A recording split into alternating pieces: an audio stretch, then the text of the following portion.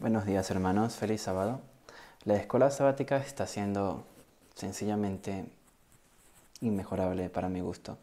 Estamos estudiando el libro de Isaías, que siempre es un libro muy complicado de estudiar porque son demasiadas cosas y es muy difícil mantener el hilo.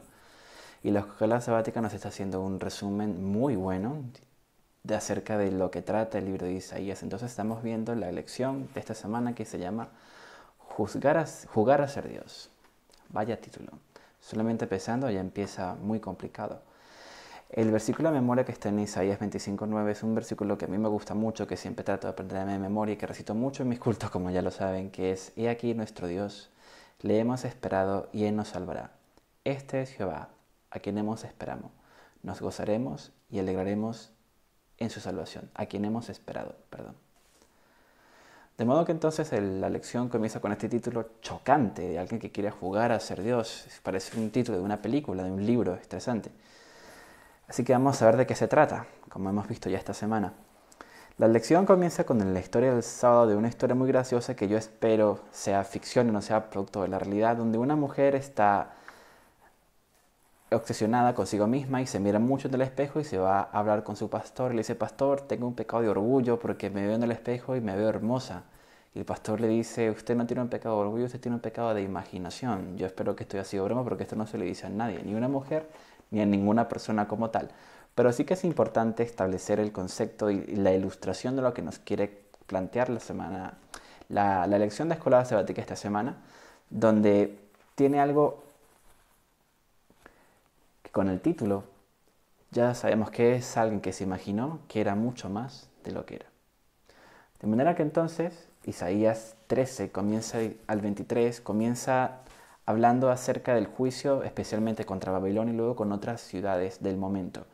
Estos juicios que van contra estas ciudades y contra estos reinos, porque Dios lo ha dicho así, porque sabía que iba a pasar, ¿de acuerdo? No lo condiciona, pero sí sabía que esto iba a pasar. De manera que entonces Isaías comienza hablando de esto, del 13:23. Especialmente el 10:5 al 34 habla acerca del juicio contra Siria. Y en el 14, 24, 27 brevemente planea un plan para poner fin a Siria, pero realmente el 13, 23 lo que trata es de amenazas contra Babilonia. Muy bien. Fíjense, a mí me gusta mucho esta lección porque es muy histórica, entonces podemos dar unos pinchazos de historia muy interesantes. En el año 728, Tiglat-Pilores III se pone el nombre de Pulu, que está en Segunda de Reyes 15-19, y este invade a Siria. Pero luego Siria se recupera y en el 689 y 648 vuelve a contraatacar e invade otra vez a Babilonia. De manera que entonces era muy difícil para el tiempo especificar que Babilonia iba a ser el gran reino como tal que se iba a encargar de esclavizarlos a todos. Sin embargo, Dios, que ya sabe cómo es el futuro, lo proclama así. Y utiliza un lenguaje un poco fuerte. Si leemos Isaías 13:16, invito a que lo busquemos porque lo que dice aquí es complicado. De hecho, el lenguaje es tan chocante que no lo voy a leer, invito a que lo lean en casa. Pero nos plantea un tema difícil, muy difícil, porque el lenguaje que aquí se utiliza es muy fuerte y es el mismo Jesús que está dando estas advertencias contra el pueblo, contra la nación. De manera que entonces aquí tenemos un panorama interesante. ¿Cómo entendemos que Dios se manifieste de estas maneras tan chocantes y tan crueles y tan gráficas? Dios a veces permite que la historia siga su curso, porque en el mundo hay mala levadura. Y aunque le gustaría intervenir todas las veces que pudiera, no puede hacerlo porque estamos bajo el dominio del pecado del príncipe de este mundo. Y Dios no puede interferir en la voluntad de un hombre o de una mujer en la mayoría de ocasiones. De manera que entonces Dios, que ya sabía lo triste y lo duro que iba a ser para estas ciudades, las conquistas, habla acerca de esta manera, con este lenguaje tan chocante, tan fuerte. Luego el lunes nos habla de Nabopolassar, que es el padre de Nabucodonosor, el cual comienza a asediar a estos reyes. Entonces, a partir de allí, Babilonia comienza a ser el reino grande. Pero Isaías anuncia que Babilonia va a ser destruida. Y tenemos aquí unos reyes que van contra Babilonia una y otra vez. En el 539 es Medo-Persia la conquista, cuando Daniel aún está vivo. Luego Alejandro Magno en el 331 la vuelve a conquistar y la dejan desierta, de manera que en el 198 después de Cristo Septimus Severus entra a la ciudad, prácticamente está desierta y vacía, como se mantiene hasta hoy. Entonces tenemos la caída de un rey encumbrado, de un reino poderoso, reino potente, que nadie pensó nunca que podía caer. Sin embargo, Dios pone juicios contra Babilonia, entonces nos hace ver algo interesantísimo. Babilonia, a partir de aquí, comienza a repetirse ya no como un reino físico, sino como un reino espiritual. Y en el resto de la Biblia encontraremos a Babilonia, que sale numerosas veces como este reino espiritual, guiado por el mal principalmente. Recordemos que Babilonia viene de la raíz Balil, que esto justamente lo veremos en esta lección. Vamos a ver qué significa esto y qué interesante es. Entonces, Isaías del 14, 4 al 23, pronuncia ironías, porque esto está en la escuela sabática que tenemos que analizarlo, acerca de reyes muertos que le dan la bienvenida a otro rey muerto. Estos son ironías porque, como todos sabemos, los muertos nada saben. Sin embargo, Isaías hace algo parecido a lo que haría Jesús tiempo después, en la parábola del rico y de Lázaro. Utiliza ironías para hacer ver a las personas en esta época, en su contexto, que estos reyes pasarían a la historia y serían reyes malos, reyes que recibirían castigo cuando el día de Dios venga como tal. Entonces le da la introducción a su colega, a otro rey que siempre se ha aliado con ellos, a la mente maestra que está detrás de todo. Entonces comienza diciendo en el 14:12, ¿cómo caíste del cielo, oh lucero, hijo de la mañana? Cortado fuiste por tierra tú que debilitabas a las naciones, tú que decías en tu corazón, subiré al cielo en lo alto junto a las estrellas de Dios, levantaré mi trono, y en el monte del testimonio me sentaré a los lados del norte. Sobre las alturas de las nubes subiré y seré semejante al Altísimo, mas tú derribado eres hasta el Seol, a los lados del abismo. Realmente, amigos, si utilizamos este lenguaje para aplicarlo a un rey terrenal, no encaja. Este lenguaje tiene que estar aplicado a algo superior a los seres humanos. Ningún ser humano ha caído del cielo, ningún ser humano se ha elevado como un lucero de la mañana. Ningún ser humano puede decir subiré a lo alto con las estrellas. Esto tiene que tener una dimensión sobrenatural, una dimensión mayor a la que nosotros nos movemos. De manera que entonces que este colega que los recibe, que ya están, fíjense en lo que dice el 14:11, con gusanos en su cama y cubiertos por gusanos, es un lenguaje grotesco. Sin embargo, Dios lo hace para que entendamos la naturaleza de estos reyes y de estas naciones. Le dan la bienvenida a este gran cubridor, a este gran lucero, que después en Ezequiel 14 también se dirá que se trata del enemigo, de Satanás, de la mente maestra que siempre ha estado detrás de estos reyes que intentan aliarse con cosas sobrenaturales para prevalecer. De manera que entonces comienza algo muy interesante y tenemos una alianza entre tres cosas: el hombre, la política, el gobierno, y el enemigo.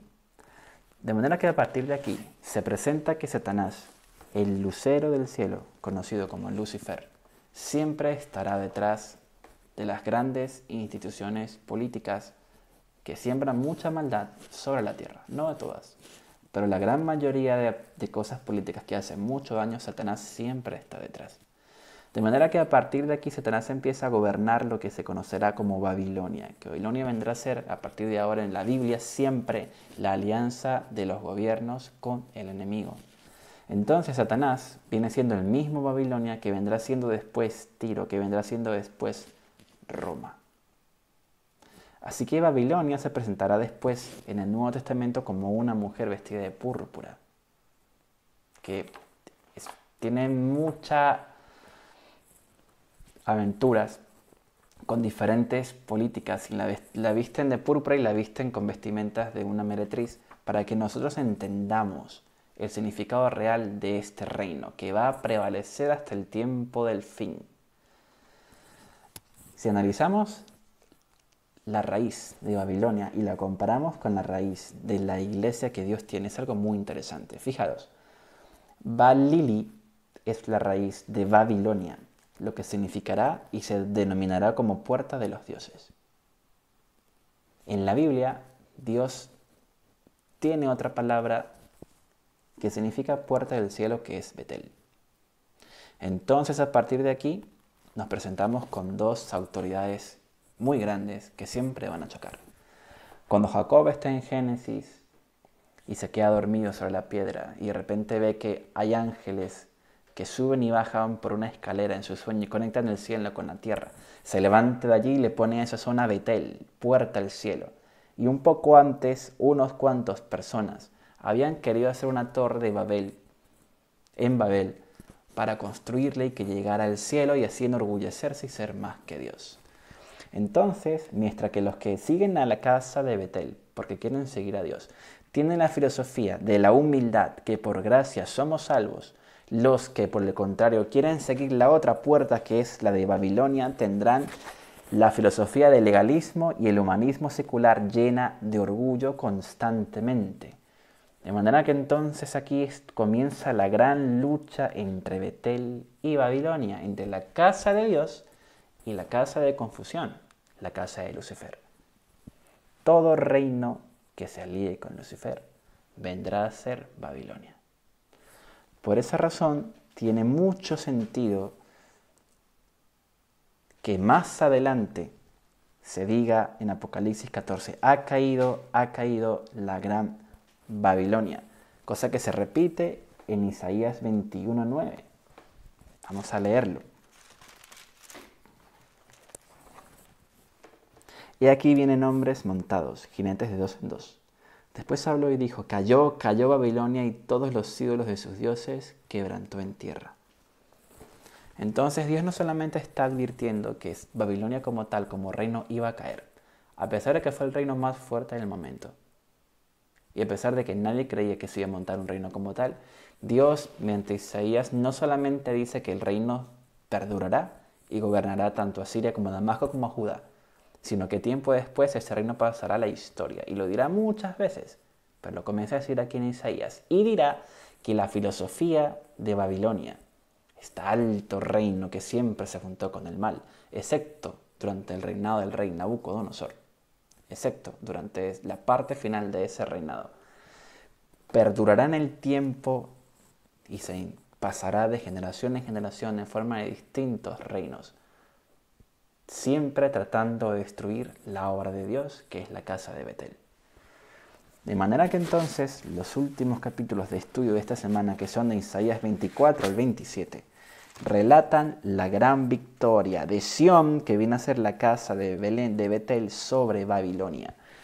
Utilizan cánticos preciosos y lenguaje interesante. Fijaros, 24:20, temblará la tierra como un ebrio y será removida como una choza y se agravará sobre ella su pecado y caerá y nunca más se levantará.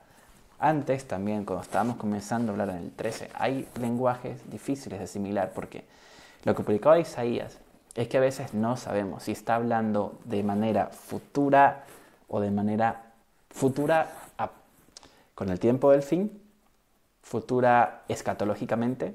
Escatología, recordemos, es todo lo que tiene que ver con el fin, o un futuro más inmediato. Y tiene grandes frases como que Babilonia va a caer y la tierra se va a remover como un ebrio. Entonces no sabemos a veces si se está refiriendo al futuro de la destrucción total de Babilonia o al futuro como tal dentro de poquito tiempo para entonces que iba a ser la destrucción de las ciudades. Eso es lo maravilloso y lo difícil de entender Isaías.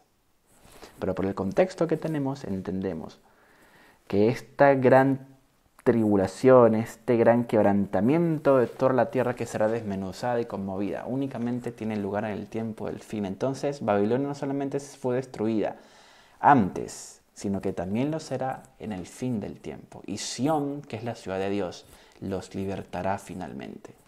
Este gran poder que dirige a Babilonia, este gran enemigo que más adelante Lucifer será reconocido en Apocalipsis 12 como la serpiente antigua que se llama Diablo y Satanás, que intenta matar al niño Jesús cuando nace. No lo intenta matar con Babilonia, lo intenta matar con un propio rey judío, que es Herodes.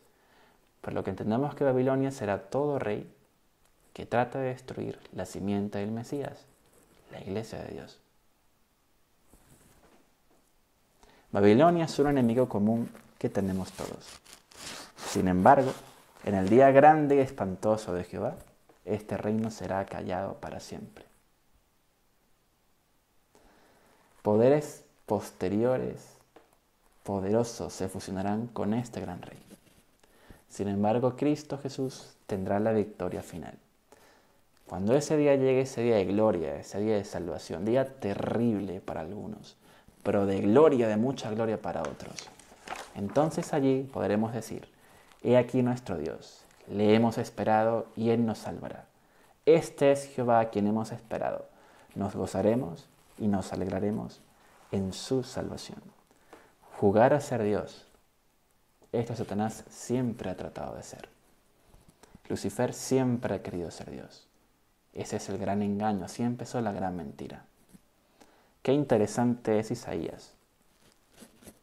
Qué conmovedor es cuando lo entendemos y estudiamos y comprendemos de la manera que lo estamos entendiendo ahora.